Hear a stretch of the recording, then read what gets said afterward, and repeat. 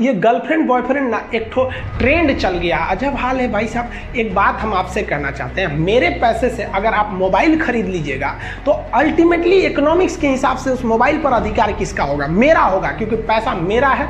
तो आप सोचिए, आप बाप के पैसा से अगर लड़की पटाएंगे तो लड़की किसकी होगी इकोनॉमिक्स के हिसाब से? बाप के लिए। तो लड़कियों को भी कहते हैं कि भाई ऐसा लड़का को मत वैल्यू दो जो बाप की कमाई पे तुमको घुमा रहा है। और लड़कों भी कहते हैं जागो, अगर बहुत शौक है ना गर्लफ्रेंड बनाने का तो अपने पैर पे खड़े हो जाओ। जिस दिन पैर पर खड़े होगे ना उस दिन समझ में आएगा ये सब चीज़ें फालतू चीज़ें होती है। कई लड़के बेचारे का दिल टूट जाता है, उनका शरीर एम्बुलेंस की तरह हो गया है, घायल दिल लेके घूम रहे हैं। अरे फालतू ये सब चीज़ें। जीवन में किसी के लिए आंसू मत बहाइएगा, वो आपके आंसुओं के काबिल नहीं होगा। और जो आपके आंसुओं के काबिल होगा वो कभी आपको रोने नहीं देगा।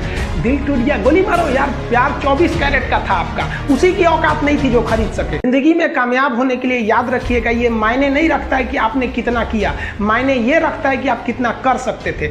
जब लंका में पुल बनाया जा रहा था पत्थरों को जोड़ जोड़ कर सीता माँ को लाने के लिए, तो बंदरों के साथ साथ गिलहरियाँ भी वहाँ पत्थर भर रही थी। तो इन सब से कितना पत्थर ही उठेगा। एक बंदर आया तो उठा के फेंक दिया गिलहरी को, भाग यहाँ से, तो इतनी पत्थर बीच में ला रही है। तो मर्यादा पुरुषोत्तम राम के पास वो जाके गिलहरी गिरी, तो गिलहरी को वो प्यार से सहलाए थे ना, तो ऐसा कहा जाता है कि इस पे जो निशान है गिलहरी के पीठ पे वो राम जी का है। राम जी ने उस बंदर को बुलाया और कहा कि देखो तुम इतना विशाल पत्थर उठा रहे हो तो तुम्हारा शरीर भी विशाल है।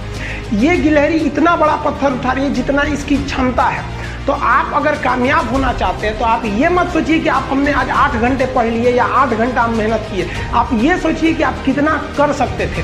और देखिए, जो सपने देखते हैं उनके लिए तो पूरी रात छोटी पड़ जाती है, और सपने पूरे करने वाले के लिए पूरा दिन छोटा पड़ जाता है। अगर आपके अंदर जिम्मेदारी है ना, तो आप यकीन मानिए आप चैन से सो नहीं पाएंगे। जिम्मेदारी ऐसी चीज होती है जो रातों की नींद छीन लेती है। रात में जगने वाला हर लड़का आशिक नहीं होता। पैसा और समय में तालमेल बिठाना बहुत जरूरी होता है। पैसा कहता है कि तू कुछ करेगा तो हम आएंगे, जबकि लोग गलती करते हैं। लोग कहते हैं कि पैसा आएगा तब हम कुछ करेंगे, ऐसा नहीं है। पैसा कहता है कि तू मुझे आज बचा ले, मैं कल तुझे बचा लूंगा। पैसा बेशक भगवान नहीं है और ना ये आपके साथ ऊपर तक जाएगा, लेकिन पैसा जब तक आपके साथ है ना तब तक आपको नीचे गिरने नहीं देगा। देखिए, पैसा जीवन में बहुत कुछ है, बहुत कुछ, लेकिन पैसा सब कुछ नहीं है। इंसानियत मायने रखनी चाहिए। समय के साथ आप कभी खिलवाड़ मत कीजिएगा। दुख की बात यह है कि समय बहुत कम है, लेकिन सुख की बात यह है कि अभी भी समय है। लेकिन समय के पास इतना समय नहीं है कि आपको दोबारा समय देगा। वक्त नहीं लगाइए आपको यह निर्धारित करने में कि क्या करना है, वरना वक्त निर्धारित कर देगा आपका क्या करना है। हम सबकी सबसे पहली जो शिक्षक होती है वो माँ होती है, इसलिए माँ का शिक्षित रहना बहुत जरूरी है। अगर कोई शिक्षित माँ है तो वो कभी भी अपने बच्चे को शिक्षा से दूर नहीं करेगी। मेरा ये हरगिज़ कहना नहीं है कि जिसकी माँ अशिक्षित है उसका बेटा पढ़ा लिखा नहीं होगा। मेरी माँ आज भी अनपढ़ है, आज भी उससे 1 रोटी मांगते हैं ना तो वो 2 रोटी दे देती है।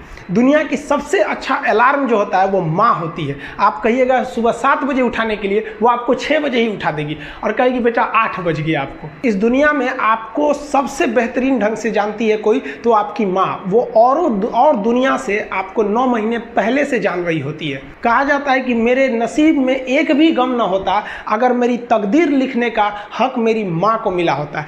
माँ बचपन से पाल के बड़ी होती है। आइए यही ना है छोटका, बड़ा होके क्या बोलेगा? My wife my life. गजब बबुआ गजब। इतना उम्र पे छोड़ दी रहती माई ने तो कुत्ता नोच के खा गया रहता। बड़ा होके कहेगा माई वाइफ माई लाइफ।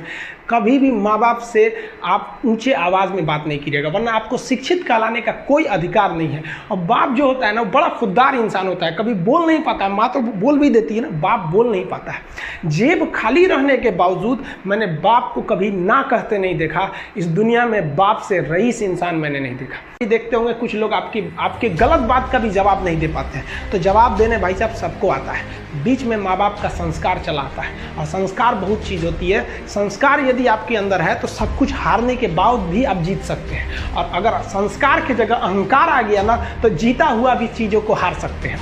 कमज़ोर व्यक्ति ही दूसरे काम का बदला लेता है, लेकिन जो ताकतवर होता है वो माफ़ कर देता है। लेकिन जो बुद्धिमान व्यक्ति होता है वो इग्नोर कर देता है, नज़रअंदाज कर देता है और बच के निकल जाता है। क्योंकि अगर कोई व्यक्ति आपको पहली बार धोखा दिया तो इसमें उस व्यक्ति का गलती है, लेकिन वही व्यक्ति अगर दोबारा धोखा दिया तो इसमें आपकी गलती है। सबसे समझदार होके चलिए और मिजाज में कुछ सख्ती भी रखिए। लोग पी जाते अगर समंदर खारा नहीं होता तो थोड़ा सा शक्ति भी बना के रखना चाहिए। इस दुनिया के कुछ दस्तूर हैं, आप किसी के लिए कितनी भी भलाई कर दे वो याद नहीं रखेगा, ये दुनिया का दस्तूर है। और आपकी गलती को कोई भूलेगा भी नहीं, इसे आप बुरा नहीं मानिए, ये दुनिया का दस्तूर है, इसे आप चेंज नहीं कर सकते। जैसे सूरज पूरब से निकलता है वैसे ही ये चीज़ें होंगी।